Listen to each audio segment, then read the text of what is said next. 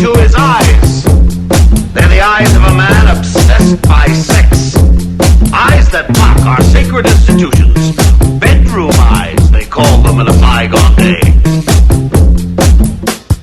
They're the eyes of a man whose lust knows no bounds, who lives but for corrupting others to a life of carnal pleasures. A long-handled gardening tool can also mean an immoral pleasure seeker. Ken, what's a hoe? No. Al, what's a rake? A rake is right. And would stoop to any depths to satisfy his pornographic tastes. The Marquis de Sade would have regarded as a peer. I'm very, very pleased to announce that I have reached 350 subscribers after only a year and a half. Of course, it probably doesn't help that I occasionally go through my subscriber lists and delete subscribers. However, I quit doing that because I noticed some of them commented, and when I did that, it was always during, like, after I watched one of these, I reached a certain number of subscribers.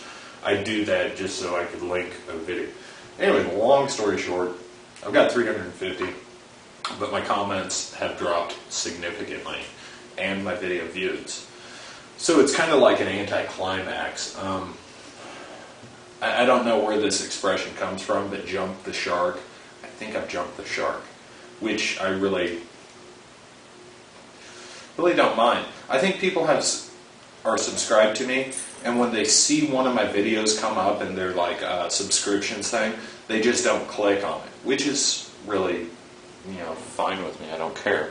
However, I do like comments, so I'm one of those people, kind of like Prophet MTH, although his videos are much better than mine.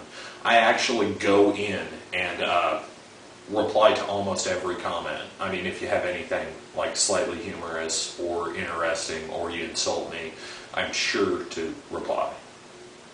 Occasionally I miss one or two, but not very often. So I'm celebrating my milestone here with a Guinness, and my dog is sitting in my chair that you normally see me sitting at when I do one of those effortless video reply things where you do the quick camera thing. Enu, come here. Come here.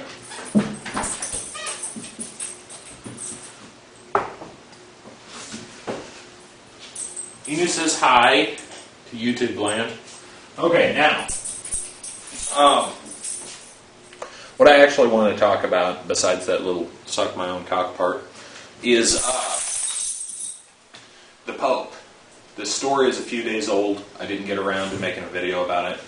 But basically, he keeps saying that the pursuit of materialism is empty and pointless, and what people really need to do is just bask in the faith of God. And what I find humorous is the place where he lives, the St. Peter's Basilica, I believe it's pronounced, is just covered in gold and jewels. And whenever you see the Pope, he's wearing his hat with gold trim, and I'm pretty sure that's real gold, and that big staff with a cross on top with it's gold. I mean, so I'm just wondering if he's saying the financial crisis that's going on right now. I'm going to put a link to the story that was in the BBC about this. I find that kind of ironic that Catholics don't immediately just kind of shout hypocrisy. Il Papa, you're a hypocrite! And I don't know. Please explain to me why you should tithe 10% of your income, especially in hard economic times, to a guy who wears a big pointy hat. Sorry, I had to get more comfortable. Yeah, so, if I get rid of this hat, because it's kind of old and worn, I mean, will you give me 10% of your income? I'd like that. In fact, if I was more of a materialist, I would get my teeth whitened, maybe a little plastic surgery, and I would become a televangelist. Because when people are at their most hopeless, they seem to be more easily exploited either by religion or beer companies. It's really sad. If you look at some of these evangelicals' lives, they don't. Well, anyways, if I was a real materialist, I'd work on my enunciation and, work on my charisma, if such a thing can be worked on. I would be a televangelist. I don't really care about material stuff that much. I went to college. I have a pretty decent job. I provide for my wife and my dog, and I drive older cars. I'm real fiscally conservative. I guess the Pope would like my outlook on that.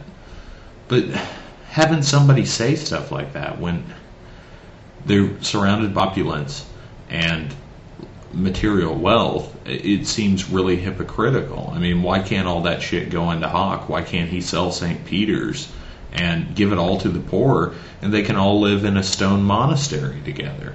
Why do they have to have this awesome cathedral, which is St. Peter's? I mean, it's a beautiful work of art. All those proceeds could go to the poor.